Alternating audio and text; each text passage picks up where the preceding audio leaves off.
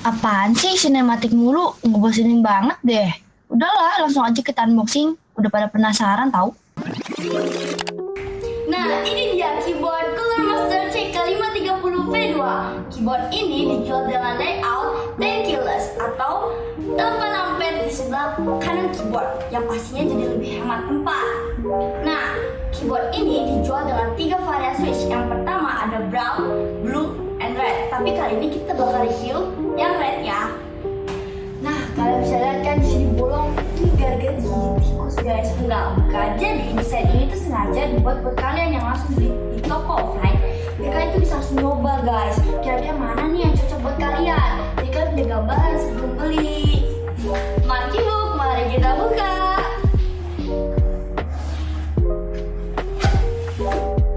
Nah, untuk pertama kita dapat buku manual. Dan di sini udah disediain berbagai bahasa ya dijelasinnya. Lanjut kita dapat wrist rest. Jadi biasanya itu kan ini tuh nyambung ke keyboard, tapi kali ini cuma kayak bantalan busa yang bisa kita taruh di depan keyboardnya. Lanjut, dan di sini ada kotak, bukan mystery box ya. Nah, di dalam sini kita dapat namanya keycaps puller. Jadi di sini kita bakal gunain buat nyabut keycaps buat kita lihat switchnya. Lanjut, kita dapat kartu garansi. Nah, ini dia yang ditunggu-tunggu ya guys.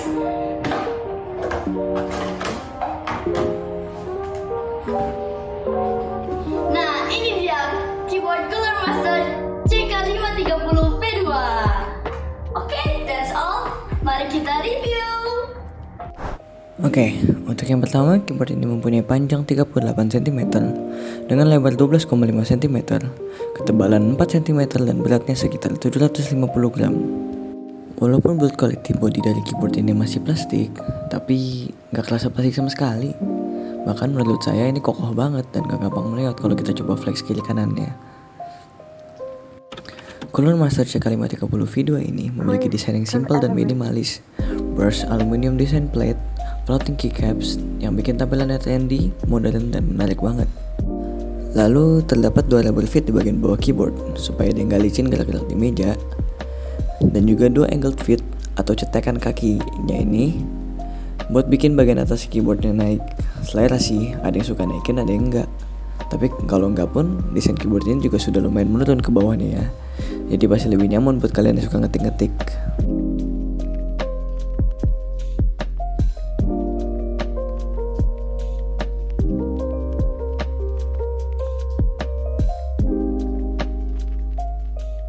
Nah, untuk wristless-nya, busa ini coba kita taruh di depan keyboardnya.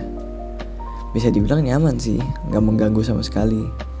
Dan ya karena busa jadi dia empuk banget, tebel, gue sih suka.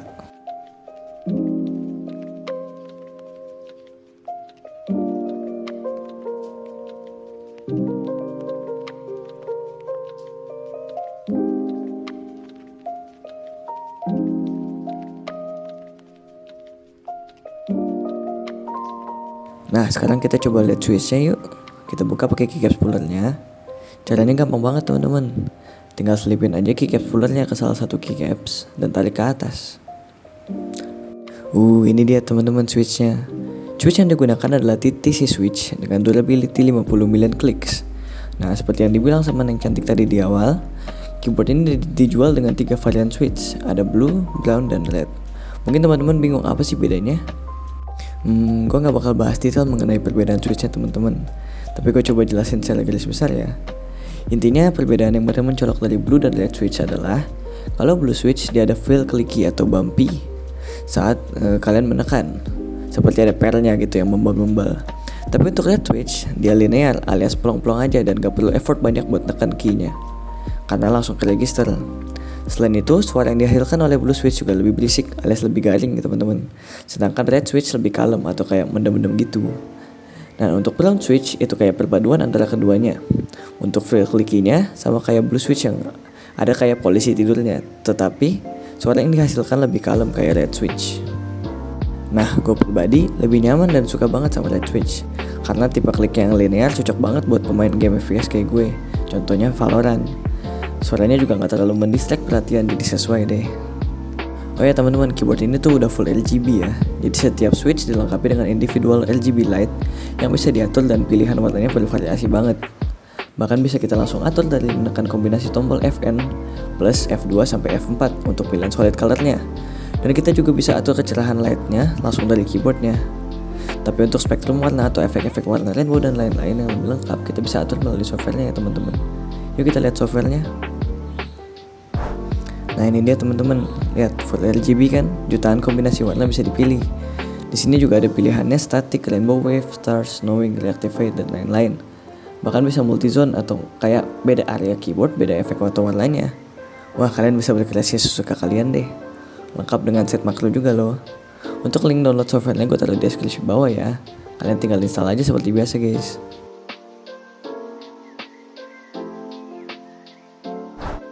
Berikut adalah testing dari keyboard ini yang bakal dipakai sama temen gue buat main Valorant dan juga typing test.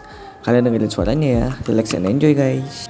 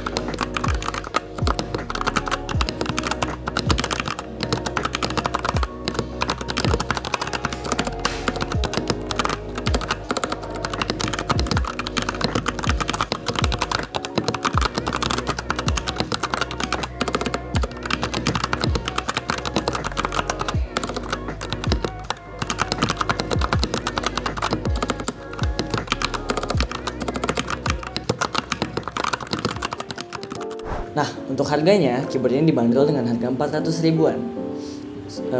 Dengan harga segitu, menurut gua, keyboard ini udah worth it banget buat dibeli. Karena dengan price point cuma 400 ribu yang hitungannya budget keyboard. Tapi kalian udah dapat dengan keyboard dengan desain sebagus ini, mechanical keyboard. Dengan switch-nya juga nggak kalah bagus dengan 50 million clicks. Habis itu walaupun ada beberapa kekurangan seperti wrist-nya masih kayak foam gini, tapi buat gue ini bukan suatu kekurangan karena buat apa juga wrist kayak besi tapi cuma bikin mahal keyboardnya. Jadi fitur-fitur di keyboard itu benar-benar nggak embel-embel yang kayak bikin harganya naik, tapi semua fiturnya itu benar-benar bagus dan kayak berguna semua gitu. Jadi dengan harga segitu pun nggak ada fitur yang kebuang gitu. Kita juga dapat lengkap dengan keycap coolernya, bahkan dengan softwarenya pun lengkap banget. Kita bisa atur semua warnanya seperti yang kalian lihat tadi. Jadi ya, itu aja untuk review kali ini. Thanks for watching and bye-bye.